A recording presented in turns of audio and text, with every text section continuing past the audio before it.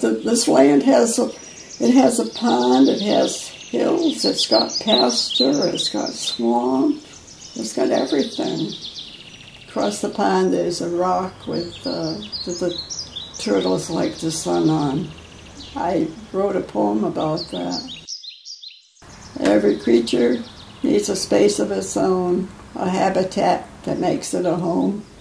Where could the turtles sun all day if the rock and the pond were taken away? Without a forest, where could the deer hide when hunters are near? The land trust's purpose is to preserve the sanctuaries that all God's creatures deserve. This white place here means that the white trail goes that way. The Farmington Land Trust is great. They're bringing the natural spaces of Farmington to the people of Farmington. It's something different from the housing developments that you'll see all over.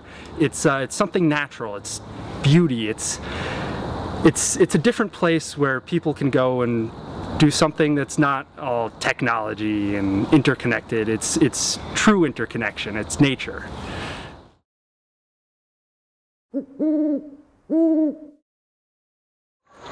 The Farmington Land Trust is a voluntary organization. We manage about 400 acres, which come into the Land Trust as donations, either under fee simple or under easement.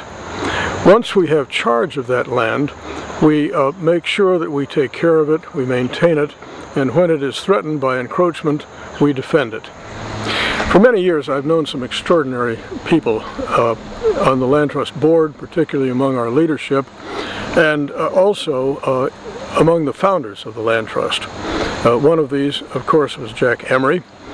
Jack was my kind of scientist who loves to get his old clothes on, get out in the fields and really address environmental issues and bring them to the attention of his audience. Jack was inspiring.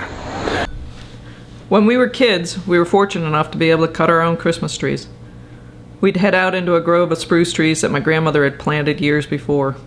The trees were magnificent, and we'd wander about, usually through the snow, in search of the perfect tree. My dad insisted that whatever tree we cut had to be a tree that, by its removal, left the forest better off. So from this quintessential New England Christmas vision, we would haul home the scruffiest tree in the forest, and probably one that was destined to die soon anyways. That was my dad. To own land was a privilege and an honor. It wasn't a commodity to sell or harvest lightly. It was our responsibility to care for and to protect our land. It was about stewardship, not just about getting the perfect tree. I think that sense of responsibility was what really drove him to help start the Farmington Land Trust and to work so hard on its behalf.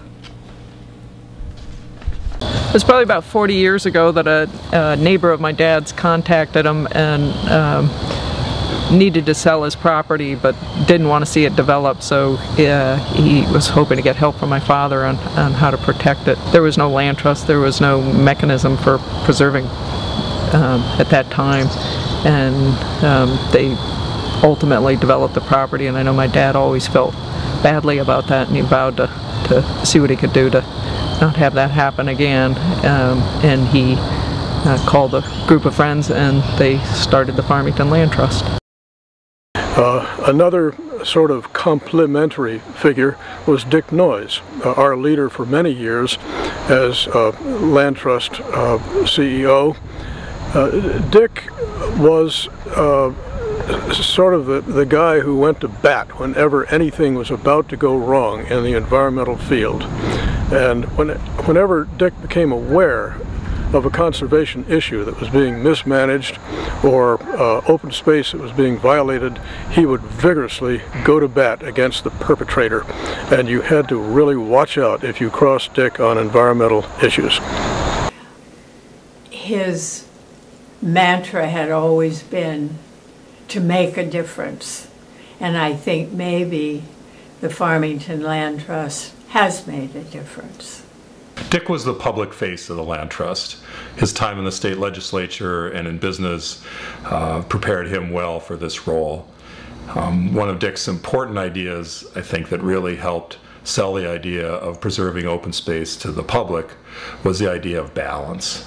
He felt that, and promoted the idea that, balancing preservation of open space with development was an important idea, and I think he was right. In 1992, the Land Trust organized the Farmington's Future meetings. And being a future-oriented organization, we were interested in preserving open space in perpetuity, but we were also a group in town that thought a lot about the future. And so we wanted to get involvement from a lot of people in helping guide the town think about what its future would be. The Land Trust took the lead in promoting the town's acquisition of open space. One of the early properties we were involved in was the purchase by the town of the Farmington Reservoir. Another parcel that we actively promoted was acquisition of Suburban Park. The Land Trust put a lot of effort, did a lot of publicity, got out the vote, gave tours of these properties so that people became more familiar with them and could appreciate them and support their acquisition. All of these measures were vigorously supported by the voters, sometimes at ratios of 8-to-1 for acquisition. There were also great margins when people were asked to support the town's bonding money for the acquisition of open space. The Land Trust continued its relationship with the town and continued its role as someone who promoted the acquisition of open space. We had people sitting on the town's land acquisition committee, which was the group that negotiated with landowners to sell their property to be preserved as open space. We did research and promoted the tax benefits of giving or selling land at a reduced rate. Often we were quietly involved behind the scenes, helping people like the Krell family, who eventually sold their land, their farm, to the town for open space, helping them become comfortable with the idea of doing that. Sometimes those negotiations went on quietly at a kitchen table over a period of many years.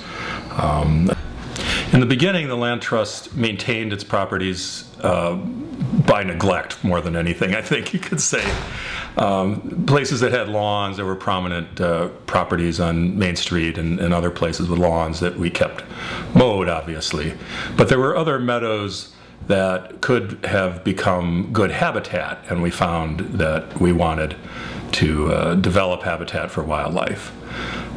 So we moved towards a program of doing that, and we got a lot of help from people who understood how to create habitat.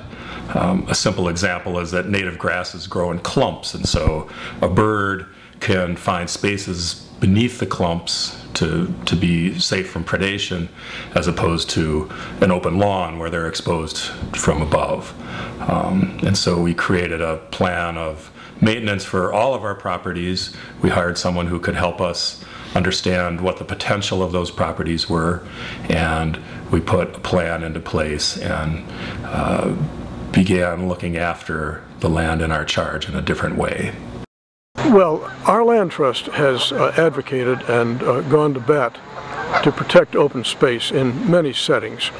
The jewel in the crown of what we have done was our action after encroachment on the beautiful Carey pasture.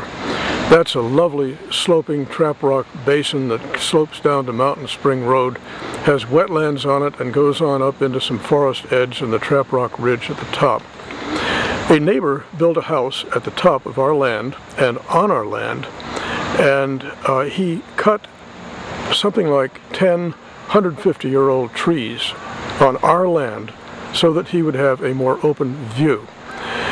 We took issue with this, and we went to bat. We worked through the State Attorney General's office, could not get help because the trees cut were not sufficiently valued to justify action. We worked with the town and helped stimulate them to get a more active pattern with regard to encroachments. That helped somewhat. We had the assistance of our legislators, Demetrius Generis locally and Roberta Willis as a state representative. We went to the CEQ, the Council on Environmental Quality, and Carl Wagoner, their leader, made our issue their poster child for the year. That helped boost the impetus for new legislation. I surveyed almost all of the 116 land trusts in Connecticut to see what encroachments they had had, and I found everything from building a house on the land to one lady who buried her husband on land trust land. So there was a lot out there that had simply not been investigated, and this made awfully good press. We took all this to the legislators, and they got interested and really got their wind up and got Public Act 89-06 passed. That Public Act imposes much more severe penalties for encroachments. It increases the said value of the trees that are cut. It imposes civil penalties.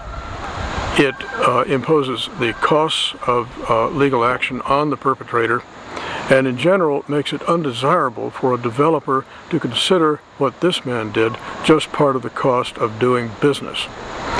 Our leadership in this area, I truly believe, led to a national move in the direction of better legislative protection of open space.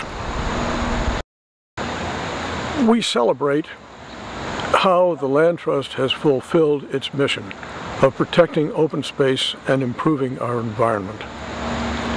We're very much aware that what we are protecting and maintaining is not just habitat for little creatures.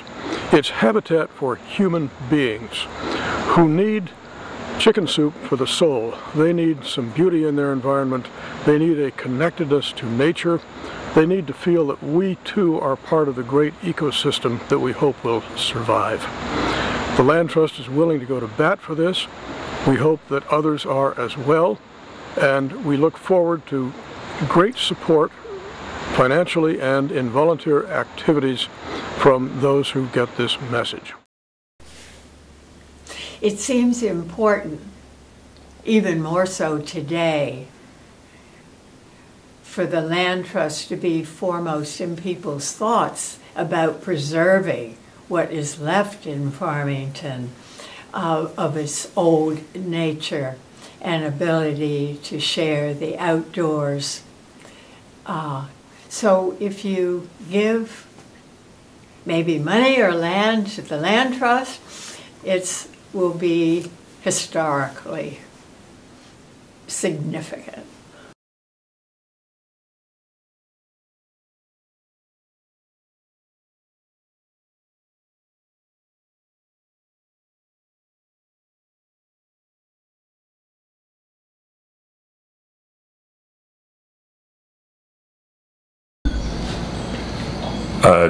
Cut.